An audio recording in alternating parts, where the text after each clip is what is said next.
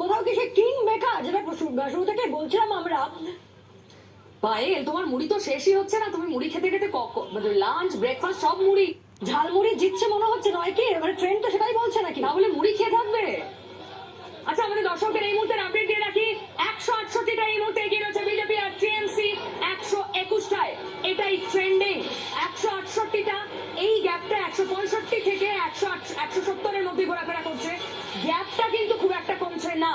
তৃণমূল কখনো 2-3টিতে এগোচ্ছে, আবার কখনো 2-3টিতে পেছোচ্ছে। মমতা ব্যানার্জি এগিয়েছিলেন ফার্স্ট রাউন্ডে। সেকেন্ড রাউন্ডে শুভেন্দু অধিকারী ভবানীপুরে এগিয়ে গিয়েছেন। নন্দীগ্রামে প্রথম এবং দ্বিতীয় তৃতীয় তিনটে রাউন্ড শেষেই এবং তিনটে রাউন্ড জুড়েই শুভেন্দু অধিকারী এগিয়ে রয়েছেন।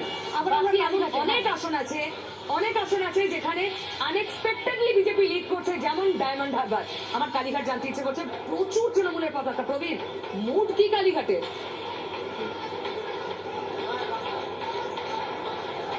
দেখো, এখন পর্যন্ত যে দেখা যাচ্ছে যে চলছে ভোট প্রক্রিয়া বা ভোটের গণনা প্রক্রিয়া, সেখানে দেখা যাচ্ছে যে কালীঘাটে এই মুহূর্তে কিন্তু তৃণমূল কর্মী সমর্থকদের দেখা নেই। অন্যান্য বার এই সময় কিন্তু কালীঘাটে তৃণমূল কংগ্রেস কর্মীদের ভিড়, সবুজ আবির, পতাকা, গান লক্ষ্য করা যায়। এর আগের যে ইলেকশনগুলো গেছে, বিশেষ করে 2021, 2024 বিধানসভা নির্বাচন, লোকসভা নির্বাচন, কালীঘাটের ছবি কিন্তু এখন ভিন্ন রকম। প্রায় 11টা বাজতে চললো, 3 ঘন্টার কাছাকাছি গণনা হচ্ছে। সেখানে কিন্তু কালীঘাটে তৃণমূল কংগ্রেস কর্মী সমর্থকদের দেখা নেই এই মুহূর্তে। এবং এখন পর্যন্ত যে ট্রেন্ড দেখা যাচ্ছে, সে পোস্টাল ব্যালট থেকে গোনা শুরু হয়েছে।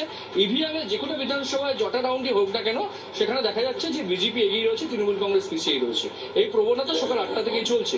সুতরাং কালীঘাটের ছবিটা তুমি মনে করতে পারছো এরকম শুনশান কালীঘাট রেজাল্ট আউটের দিনে দেখেছো কখনো?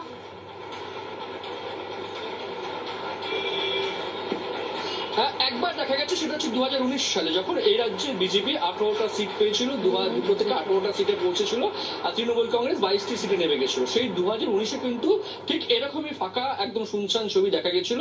কিন্তু তারপর 2021, 2024-এ তৃণমূল কংগ্রেসের এই সময় দাঁড়িয়ে মমতা বন্দ্যোপাধ্যায় বাড়ির সামনে এই ছবি কিন্তু দেখা যায়নি। অর্থাৎ জল মাপছে এখন তৃণমূল কংগ্রেস।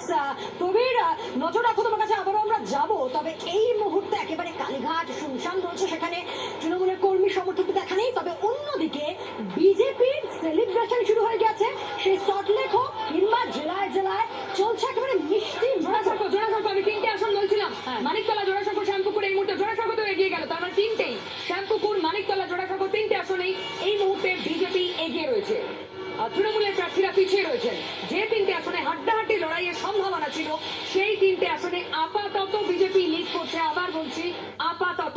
এটা ইনিশিয়াল, একটু দেরিতে অনেক জায়গাতেই গণনা শুরু হয়েছে এবং অনেকগুলো